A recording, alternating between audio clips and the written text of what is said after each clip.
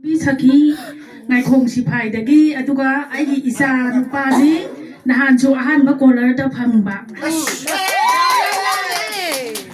adudi isam cham na ngasidi alapada khara khara di puri he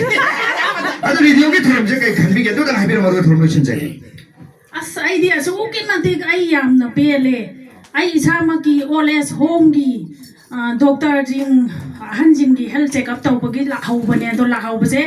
aigi staff ahum da silaramaga ai isa gi damang inaw mu pigi masa sigi damang chattaba yate haibagi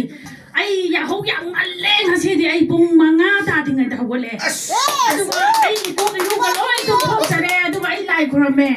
maya kano sa lokena lai ba parents me angi kano taw dana lottery jom otkani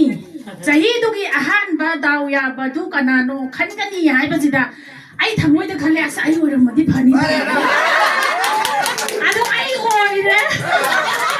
ai am nuai de tu na le dio no men chu matam kuina thangna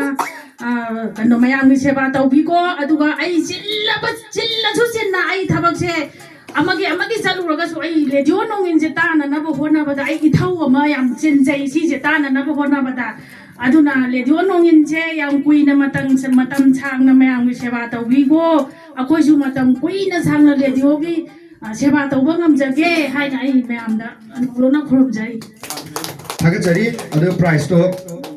yamung na chinabi ramone aduga